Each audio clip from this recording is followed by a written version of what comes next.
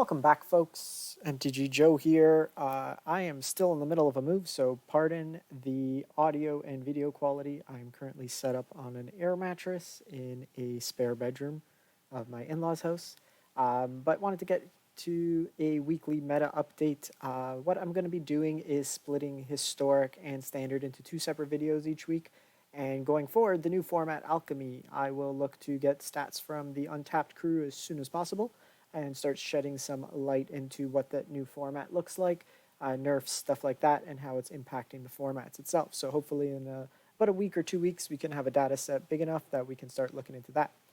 Those of you tuning in for the first time, what we usually try to do with these is look at the week that was, what is kind of the trends in the meta, and we're using Untapped GG. It's a companion tool that runs alongside your MTG Arena on PC or Mac. It's free to use. You can get the direct link in my video description below. But what we're looking at is from November 28th to December 5th, Platinum to Mythic rank. First, we're just going to start out standard, best of one, 260,000 match sample size. And what we're seeing, pretty much continued mono white dominance. Interestingly enough, we see that the Cast 2 version with no Thalia has the highest win percentage at 66%. We do see slightly lower at 65%, the version with Thalia and the one drop of choice. Sorry, let me just resize here. Hopeful Initiate.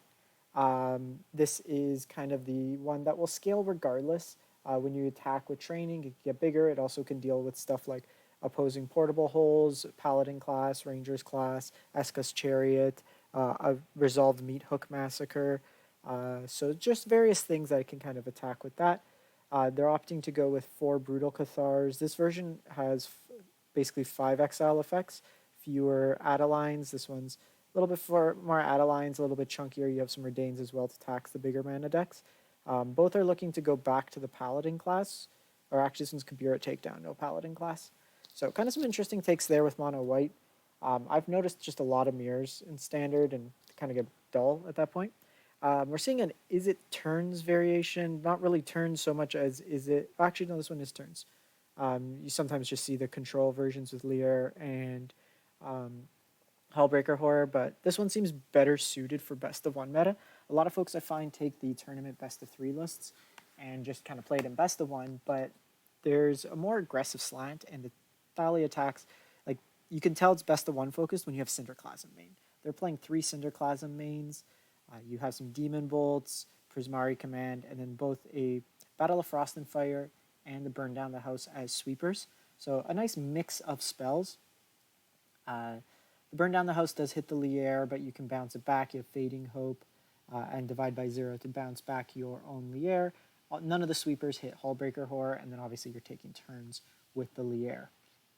We have what's generally referred to as the Blood on the Snow portion of the meta.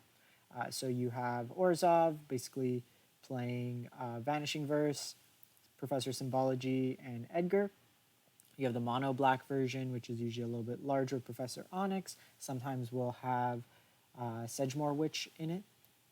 But these are pretty much like your bigger control decks. They have a fairly decent matchup against the mono white, mono green decks, but then tend to struggle against the Izzet and control variants. We see Orzhov Clerics, which was last week's kind of standout deck, kind of fall back down to earth. Still 1,000 match sample size at 61%. This was featured by CGB, and it's getting a lot of traction in that regard. Some variations of mono white, some more mono black control. This one's a little bit interesting. You do have Toxriel on the top end, a couple of Henrikas as well. So kind of a more mid-rangey control version of it. Mono red goblins, I don't know how people win with this deck. I tried it out for a video and it was absolutely garbage. Kind of interesting, mono green Stompies just kind of fallen right out of the meta. Mono white tends to be the worst matchup for it, and we're just seeing a lot more of that coming around, so pushing out mono green from the meta.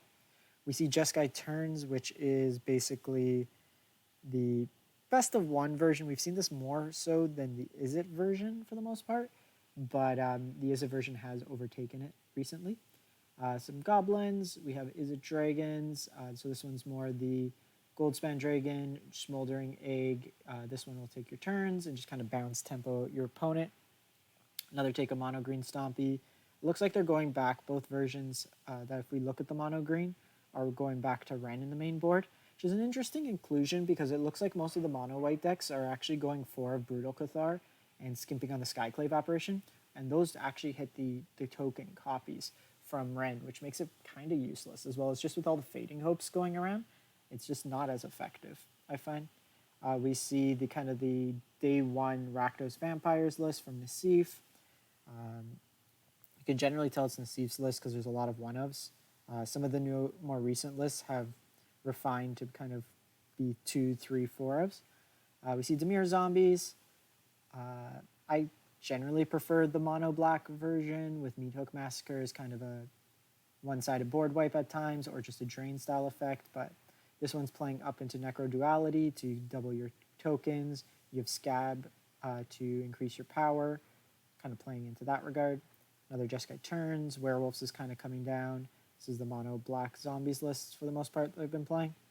Dimir Control, I believe this was a Croaky's version. He was trying out the Cemetery Desecrator. Shadow's Verdict's a pretty good card in the meta right now. It is basically an absolute dead card, though, against any of the Izzet decks, so not as well suited. Some more just Jeskai Turns. We're seeing like the Blood on the Snow Golgari, and now we're just kind of into the Drodes.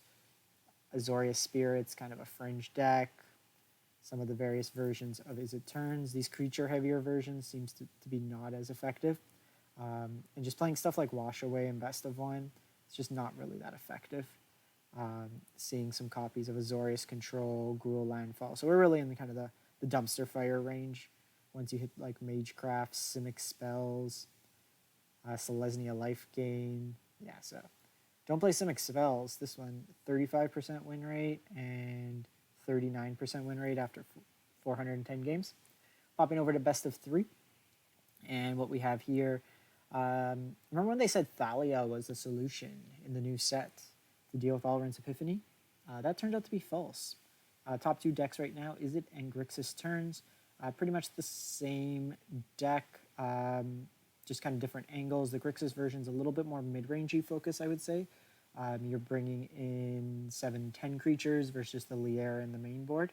The Izzet Turns version can scale up in terms of creatures, but for the most part, it is a combo control deck.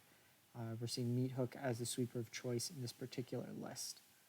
Mono black aggro, which is really the Blood on the Snow deck, just misclassification here.